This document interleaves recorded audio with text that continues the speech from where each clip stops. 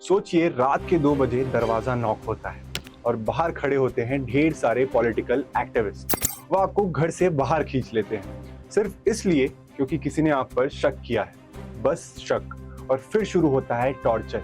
ये कोई फिक्शन नहीं था, ये कल्चरल रिवॉल्यूशन के समय का चीन था, जहां माओ जेडोंग के नाम पर डर को सिस्टम बना दिया गया था।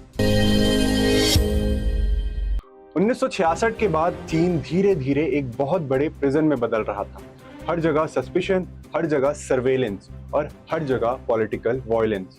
सीसीपी ने समाज को 2 हिस्सों में बांट दिया था, एक रिवॉल्यूशनरी और एक एनिमी।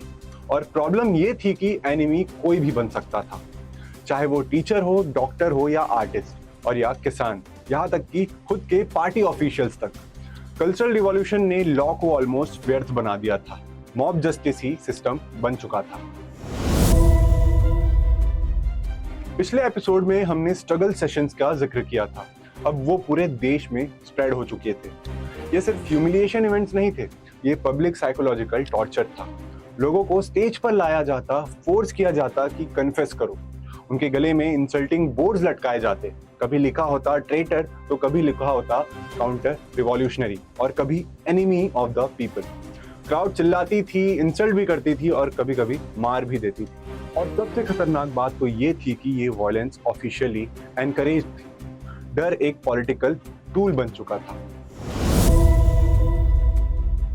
पढ़े लिखे लोग ज्यादा टारगेट बने, प्रोफेसर, साइंटिस्ट और राइटर्स, क्योंकि डिक्टेटरशिप स्वतंत्र सोच को थ्रेट मानती है। यूनिवर्सिटीज कोलैप्स होने लगी, टीचर्स गायब होने लगे और कई इंटेलेक्चुअल्स को लेबर कैंप्स तक भेज दिया गया। कई को विलेजेस में फोर्स लेबर करवाया गया और कई लोग टॉर्चर सर्वाइव ही नहीं कर पाए। चीन का इंटेलेक्चुअल बैकबोन सिस्टमैटिकली पूरा तरीके से खत्म हो गया।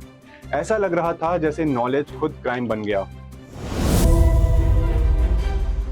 हजारों नहीं, लाखों लोग डिटेंशन कैंप्स में भेजे गए, फोर्स लेबर करवाया गया, पॉलिटिकल इंडोक्ट्रिनेशन सेशंस चलाए गए।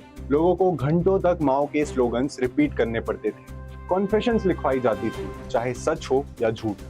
समझ लो कि आपको कोई मेंटली ब्रेक करे, आपको हेल्पलेस फील कराए। चीन में एग्जैक्टली यही हो रहा था। कल्चरल रिवॉल्यूशन का सबसे पॉइजनस इफेक्ट था डिस्ट्रस्ट। सोसाइटी के अंदर ट्रस्ट ऑलमोस्ट खत्म हो गया। नेबर्स एक दूसरे को रिपोर्ट करते थे, फ्रेंड्स एक दूसरे पर शक करते थे, ऑफिस वर्कर्स कलीग्स को एक्यूज करते थे, फैमिली मेंबर्स भी सेफ नहीं थे। आपको नहीं पता होता था कि कौन सीक्रेटली आपके अगेंस्ट रिपोर्ट कर दे। और जब सोसाइटी डर पर चलने लगे तो इंसानियत धीरे धीरे मरने लगती है।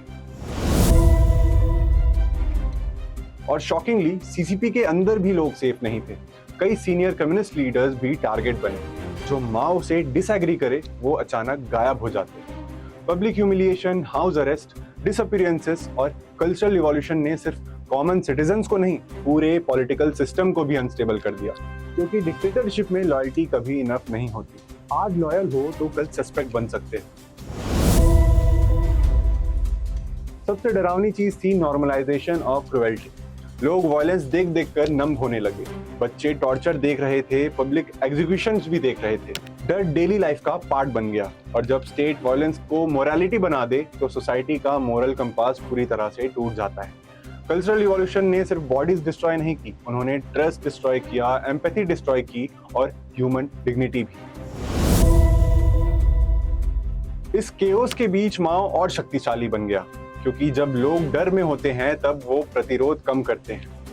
और ऐसे लीडर्स अक्सर संकट पैदा करते हैं और फिर खुद को सेवियर दिखाते हैं। माओ ने भी एग्जैक्टली यही किया।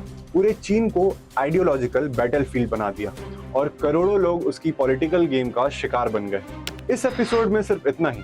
अगले एपिसोड में हम देखेंगे कैसे कल्चरल रिवॉल्यूशन ने पूरी एक जनरेशन का फ्यूचर बर्बाद कर दिया।